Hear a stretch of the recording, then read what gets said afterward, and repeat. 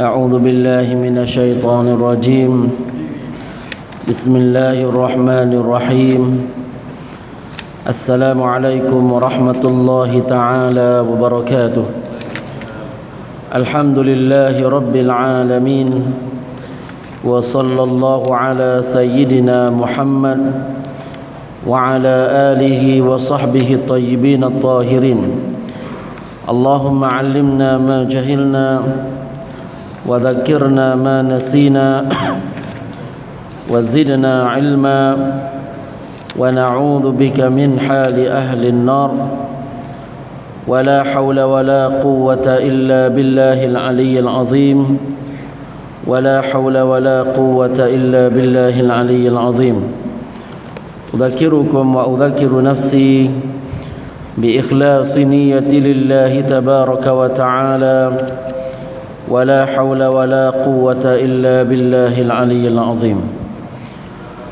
Hadirin muslimin muslimat yang dirahmati oleh Allah Subhanahu wa taala, kita mohon daripada Allah Tabaraka wa taala agar Allah muliakan kita dengan niat yang ikhlas kerananya, dan kita mohon Allah Subhanahu wa taala berikan kepada kita baki daripada hidup kita ini dapat melakukan ketaatan dan amal yang saleh. Dan kita mohon Allah Subhanahu wa taala ampunkan dosa-dosa kita, dan Allah matikan kita dengan mati yang husnul khatimah dalam keadaan Allah Subhanahu wa taala redha akan diri kita. Dan juga kita mohon agar Allah Subhanahu wa taala meringankan penderitaan ahbabana, saudara-saudara dan saudari-saudari kita yang berada di Filistin. Semoga Allah Subhanahu wa taala berikan sinar cahaya, keamanan, keafiatan, kebaikan, dan juga menolak mara bahaya yang mendatang, dan ada sinar harapan yang cerah buat tanah yang mulia Al-Qudus. Amin ya rabbal alamin. InsyaAllah pada malam ini sedikit membahaskan tentang surah Al-Balad, suratul Balad. Surah ini tuan-tuan yang dirahmati oleh Allah Subhanahu wa taala, kata ulama kita makkiyatun. Makkiyah yakni surah yang diturunkan di Mekah ataupun surah yang diturunkan sebelum Nabi berhijrah ke Madinah. Dan ayat surah ini banyak, ada 20 ayat keseluruhannya. Allah Subhanahu wa taala berfirman, La uqsimu bihadzal balad. La uqsimu bihadzal balad, tafsiran yang paling sahih. Ada tafsiran-tafsiran yang lain, maka saya nak sebut satu daripada tafsiran, dan hak ni yang paling sahih sekali. Apa dia? Uqsimu bihadzal balad, maknanya saya bersumpah dengan tempat ini. Dia ini ayat ni salah satu contoh. Tak boleh tafsir literal, tak boleh terjemahan word by word. Ini salah satunya. Kalau terjemahan word by word, la, maknanya tidak. Uqsimu, tidak bersumpah dengan tempat ini. Bukan maknanya ini. Maknanya saya bersumpah dengan tempat ini. So berlawananlah maknanya. Jadi ini salah satu ayat Al-Quran yang tak boleh diterjemahkan dia secara word by word. Google lah. Buat macam itu bagi makna yang lari daripada makna yang disebut oleh ulama mufassirun. Yang dimaksudkan dengan Allah bersumpah dengan tempat ini atau negara ini, yang ia dimaksudkan ialah Mekah Al-Mukarramah. Dan Mekah ni khairul biqa'i 'alal itlaq, tempat yang paling baik di dunia secara mutlak, dan tidak ada yang lebih baik daripada itu di sisi majoriti ulama, ialah Mekah Al-Mukarramah. Mekah Al-Mukarramah ni di sisi jumhur, majoriti ulama, dia adalah paling terbaik, khairul biqa', tempat yang paling terbaik. Dan setelah itu ialah Madinatul Munawwarah. Ada pendapat kata yang paling terbaik ialah Madinatul Munawwarah. Setelah itu Makkah Al-Mukarramah. Tapi jumhur kata Makkah yang pertama secara itlaq mengikut pendapat majoriti ulama, dan setelah itu baru Madinatul Munawwarah. Dan Allah Subhanahu wa taala menambah kebaikan dan kemuliaan kedua-duanya. Mekah ni Allah bersumpah dengannya. Allah berfirman, la uqsimu bihadzal balad, maknanya aku bersumpah dengan tempat ini. Mekah ni Allah jadikan pada Mekah ini barakah. Sayyiduna Ismail alaihi salatu wassalam beserta dengan ibu dia Hajar. Ibu dia Hajar, kedua-duanya Nabi Allah Ibrahim tinggalkan kedua-duanya alaihi wassalatu wassalam di mana? Di sini, di Makkah Al-Mukarramah. Dan di sinilah adanya Kaabah, dan Kaabah adalah Baitullah Al-Haram, Baitullah yang pertama yang dibina untuk menyembah Allah di situ. Maka binaan pertama dibina untuk menyembah Allah itu adalah Kaabah. Maka Kaabah ni dibina oleh Nabi Adam alaihi salatu wassalam. Setelah itu baru dia bina Masjid Al-Aqsa. Maka Masjid Al-Aqsa tu ia adalah satu binaan yang dibina oleh Nabi Allah Adam. Sebab itulah kita kata antara tanda Filistin ni, antara banyaklah dalil, salah satu daripada tanda tanah Filistin itu yang milik kaum muslimin, Masjid Al-Aqsa tu dibina oleh Adam alaihi salatu wassalam. Kerana Adam tu muslim, dia bukan Yahudi, dia bukan Nasrani, dia bukan Zionis. Dan belum ada lagi di zaman Adam orang yang nama Zionis, dan belum ada lagi orang kafir pun di atas permukaan di saat Adam alaihi salatu wassalam. Dia muslim, isterinya muslim, dan anak-anak dia muslimun. Maka al-balad dalam ayat ini kita sebut la uqsimu bihadzal balad, saya bersumpah dengan al-balad. Balad ni maknanya Mekah, mengikut pendapat Al-Qurtubi. Dan kata Imam Al-Qurtubi, tidak ada khilaf dalam masalah ini. Maknanya ijma' ulama kata negara ini ataupun tempat ini yang dimaksudkan dengannya ialah Makkah Al-Mukarramah. Maka kenapa Allah Ta'ala bersumpah dengan Makkah Al-Mukarramah? Kata ulama, Allah bersumpah dengan Makkah Al-Mukarramah kerana baginda Rasulullah sallallahu alaihi wasallam berada di dalam Makkah Al-Mukarramah, dan kerana kemuliaan Nabi pada Allah Subhanahu wa taala. Nabi berada di Makkah, dan Nabi adalah yang paling mulia pada Allah Taala dan yang paling diridai oleh Allah Subhanahu wa taala. Nabi Muhammad ini Habibullah. Maka makhluk yang paling Allah Ta'ala redha ialah baginda Rasulullah. Maka Nabi pernah kata, ana habibu rabbil alamin, saya adalah habibullah, maknanya orang yang paling diredai oleh Allah Subhanahu wa taala. Maka kenapa dinamakan tempat ini dengan haram? Mekah ni dinamakan dengan haram, juga dinamakan Madinah juga dengan haram, kerana lihurmatihi, kehormatannya, dan ada hukum yang khas padanya. Nabi Muhammad sallallahu alaihi wasallam dia pernah kata, inna Ibrahim harrama Makkah. Nabi Ibrahim dia telah buat doa, dan dia telah buat doa kepada Allah supaya jadikan tanah Mekah ni jadi tanah haram. Siapa yang buat doa supaya tanah Mekah ni jadi tanah haram? Maka itu adalah Ibrahim alaihi salatu wasalam. Kata Nabi, wa inni haramtul madinata, manakala saya buat doa untuk dijadikan Madinah itu tanah haram, maka Nabi kita sallallahu alaihi wasallam menjadikan tanah Madinah itu sebagai haram. Maka dua-dua ini ada tempat, ada hukum yang khas. Antaranya solat dekat Masjid Al-Haram itu digandakan kepada 100,000 pahala, manakala solat di Masjid An-Nabawi digandakan kepada 1,000 pahala, dan kalau solat di Masjid Al-Aqsa digandakan kepada 500 pahala. wa anta hillum bihadzal balad. Ayat kedua, Allah berfirman wa anta hillum bihadzal balad. Kata Mujahid maknanya engkau ya Muhammad yang tinggal di tempat tersebut. Engkau Nabi Muhammad yang tinggal di tempat tersebut. Kerana mulianya Nabi ni, dia tinggal di tempat Madinatul Munawwarah. Maka Nabi SAW dululah, masa zaman Nabi mula-mula datang, Nabi duduk di antara orang yang menyembah berhala. Dekat Kaabah tu, berhala dekat mana masa tu?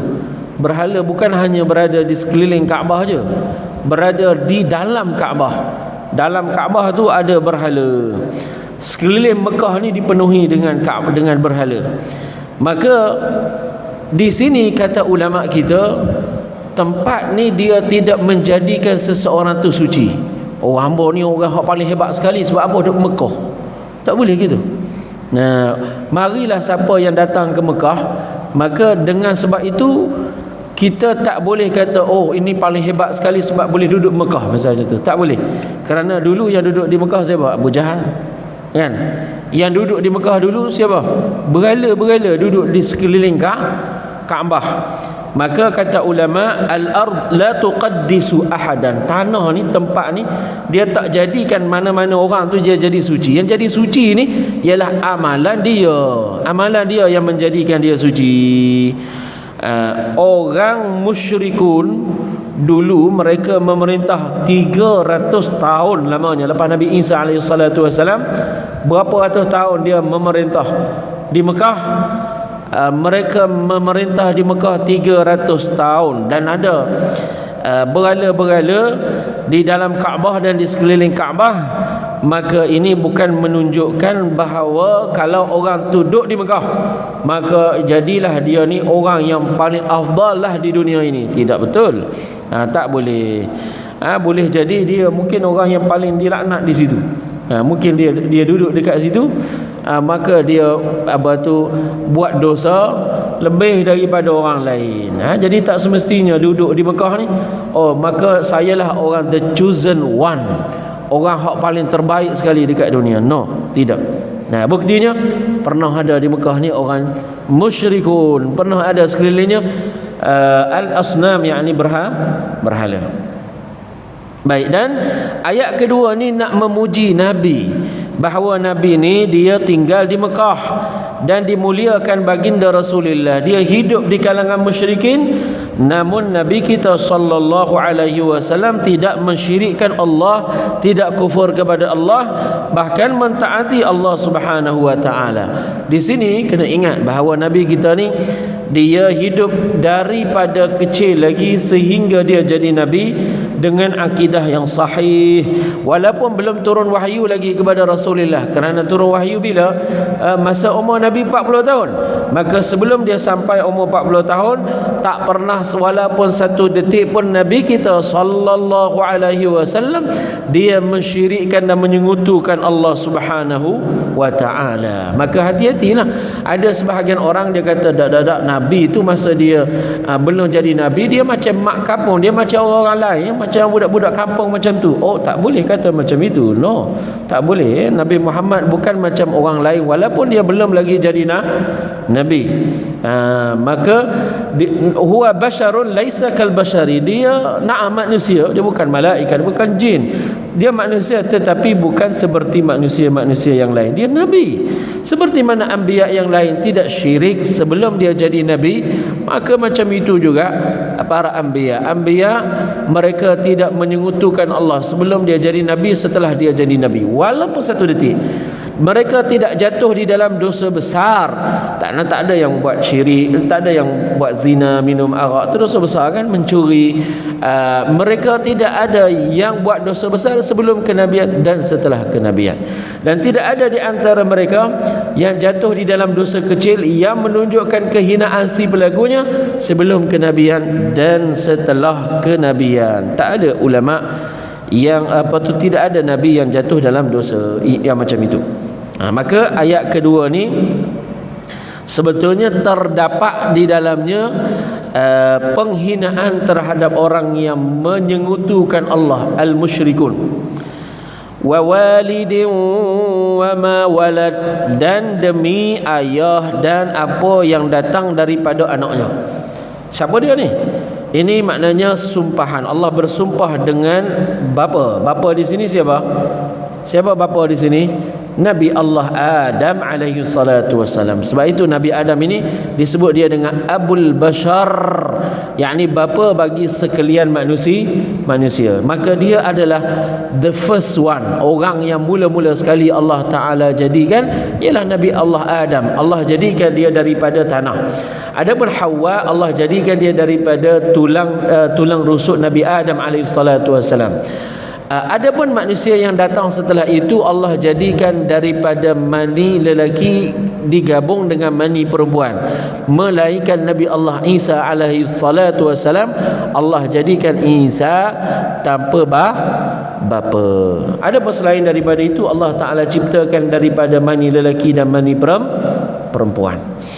Maka Nabi Adam alaihi salatu wassalam, Allah bersumpah dengannya. Dan ini diingatkan bila kita sebut bahawa Nabi Adam ini Abul Bashar, dia bapa bagi sekalian manusia. Hati-hati dengan sebahagian teori yang sesat. Mereka kata ada awadim. Awadim ni maknanya there is Adam before this Adam. Dia kata ada Adam sebelum Adam ini. So ada Adam sebelum Adam ini, ada Adam before it, dan sebelum Adam itu ada Adam before it.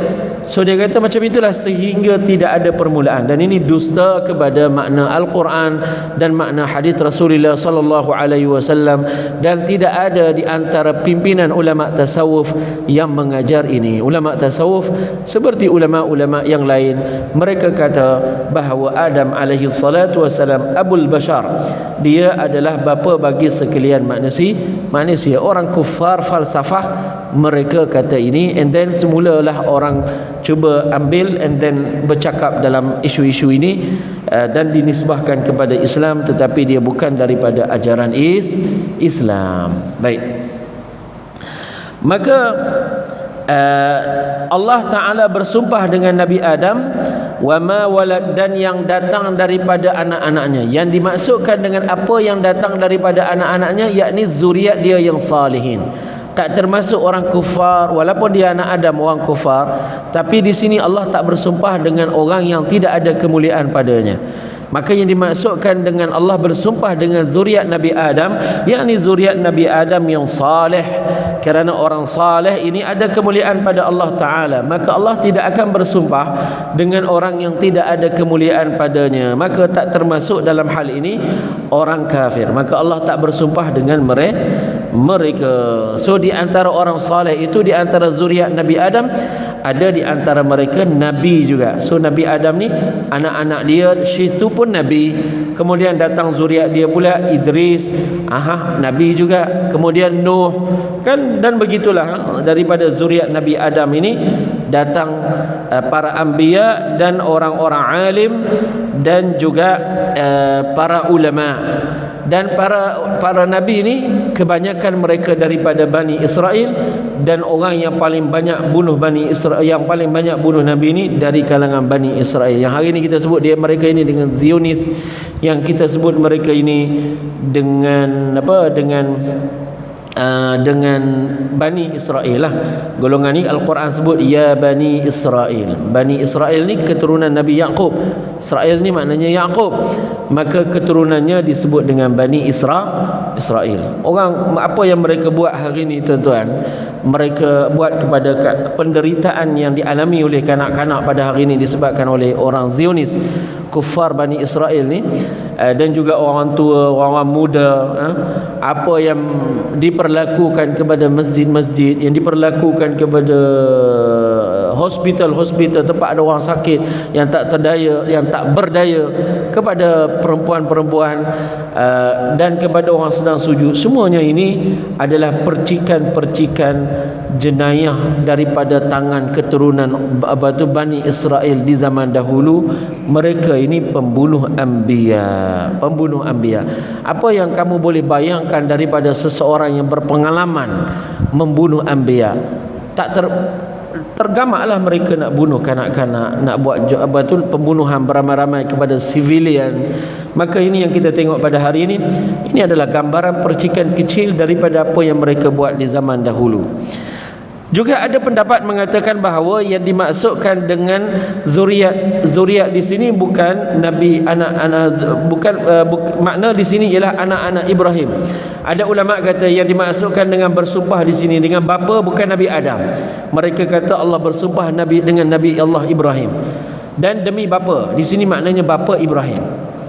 Dan demi anak-anak, maknanya demi anak-anak zuriat yang datang daripada Ibrahim, kerana Ibrahim datang zuriat yang ramai daripada dia yang daripada Nabi Allah Ibrahim alaihi salatu wassalam. Kemudian Allah Subhanahu wa taala berfirman pada ayat yang keempat, laqad khalaqnal insana fi kabad. Laqad khalaqnal insana fi kabad. Allah berfirman, sesungguhnya kami menciptakan manusia itu fi kabadin. Kabadin ini maknanya dalam kesusahan. Maka kata ulama kita, ayat pertama itu Allah bersumpah dengan tempat yang itu Mekah. Ayat kedua Allah bersumpah dengan Nabi Muhammad yang tinggal dekat Mekah di kalangan kaum musyrikin yang menyembah berhala, dan dia tak menyembah berhala. Ayat ketiga Allah bersumpah dengan Nabi Adam dan zuriatnya. Datang ayat keempat Allah menjawab sumpahan tersebut. Lalu Allah tabaraka wa taala berfirman bahawa dia menciptakan manusia fi kabadin. Fi kabadin maknanya di dalam kesusahan. Dunia ni tuan-tuan, Allah ciptakan kita ni di mana? Bukan di dalam syurga. Allah ciptakan kita ni di darul bala, di dunia yang penuh tribulasi, dunia yang penuh mihnah, dunia yang penuh cabaran, dunia yang penuh ujian. Maka kita akan melalui kesusahan dunia. Kita ni bukan berada di dalam syurga sekarang ni. Maka hendaklah kita perlu hidup dengan kesabaran. Dan orang yang dia sabar di dunia ini, maka dia dapat ganjaran yang baik di hari akhirat nanti. Maka Al-Imam Al-Bukhari rahimahullahu ta'ala dia tafsirkan. Dia kata ayat yang keempat ini, laqad khalaqnal insana fi kabad, yakni Allah Ta'ala menjadikan manusia itu di dalam kabad. Kabad kata Imam Al-Bukhari itu maknanya kesusahan. Dan ini pendapat dan Ibnu Abbas kata dalam kepenatan. Setengah kata maknanya dalam kesusahan, setengah kata manusia ni dijadikan dalam kepenatan. Dekat-dekatlah maknanya dunia ni tuan-tuan bagi orang yang saleh. Ia adalah tempat kita duduk penat-penat. Di sinilah tempat nak berpenat, bukan tempat suka riang gembira. Ni dunia ni bukan tempat macam itu.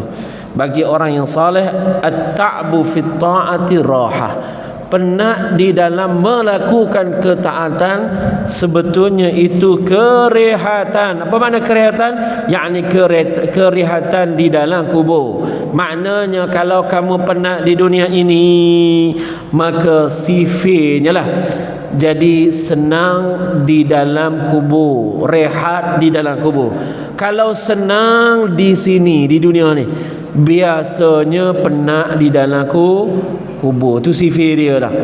Macam orang Melayu lah, dia kata bersenang-senang dahulu, bersusah-susah dahulu, bersenang-senang kemudian. Maka tuan-tuan, di dunia ni kita susah dengan melakukan ketaatan, tapi di dalam kubur orang yang susah dengan kepenatan dalam melakukan ketaatan, dia akan dapat kesenangan ada di hari akhirat. Sebab itulah dalam hadis Nabi kata, huffatil jannatu bil makarih wa huffatin nar bis syahawat. Maknanya yang menyampaikan seseorang tu ke dalam syurga ialah dia buat sesuatu yang tidak disukai oleh jiwa dan nafsunya. Dan yang menyampaikan seseorang tu dalam neraka ialah dia buat sesuatu yang disukai oleh hawa nafsunya. Begitulah yang disabdakan oleh baginda Rasulullah sallallahu alaihi wasallam. Saya nak sebut di sini kata yang panjang, perbahasan yang panjang disebut oleh Imam Qurtubi. Imam Qurtubi ini dia hebat. Dia gambarkan kepada kita macam mana kita dari awal hidup ni sampai ke mati susah. Lagu mana dia gambarkan? Dia syarah, dia mensyarahkan ayat ini. Ayat keempat ni dia syarah panjang. Imam Al-Qurtubi berkata ulama, awwalu ma yukabidu qat'u surratihi. Gambar dia mula-mula sekali kita di atas dunia ni, mula-mula dijadikan kita. Dulu tak ada kita kan. Tiba-tiba kemudian Allah jadikan kita ada. Maka mula-mula sekali keluar daripada perut mak. Mula-mula sekali kita jadi mengalami kesusahan dalam hidup kita apabila keluar daripada perut ibu, kata Imam Al-Qurtubi, dipotong bagi kita itu pusat, kerak pusat. Oh, susahlah rasa dengan betapa susahnya penat. Hanya baby sahaja yang tahu kesusahan ketika itu. Maka awal-awal dah rasa dah akan kepenatan tersebut. Kemudian kata Imam Al-Qurtubi, idza qumita qimatan wa shudda ribatan yukabidu dhika wat ta'am. Dia kata lepas tu apa lagi kesusahan? Lepas itu bila dibelit dengan belitan, maknanya bila dibedung kita kan, budak kan kita bedung dia. Kemudian diketakkan bedungan tu, bedung tu diketakkan. Betapa sempitnya hidup kita duduk dalam bedung tu, tak boleh nak gerak kiri kanan, berada di dalam kepenatan. Hanya baby je yang tahu. Maknanya ni gambaran Imam Al-Qurtubi kata, ini kesusahan kita daripada situ lagi.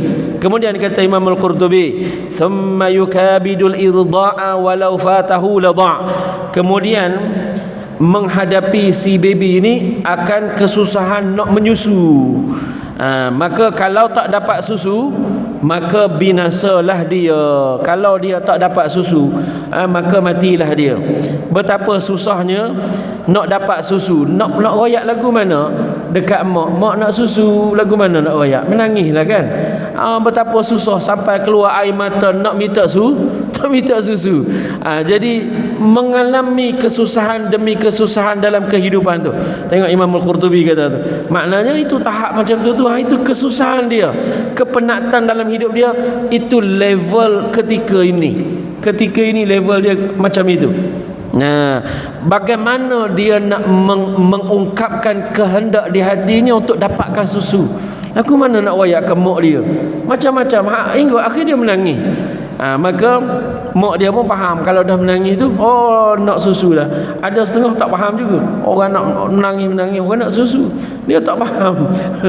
Maka tuan-tuan yang dirahmati oleh Allah, betapa susahnya keadaan baby ketika itu. Macam mana nak fahamkan mak ni, aku ni nak susu, dia tak faham.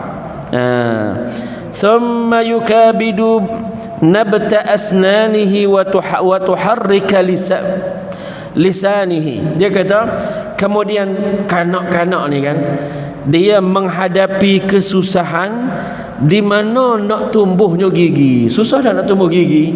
Kita tak rasa dah besar dah, dah tua dah.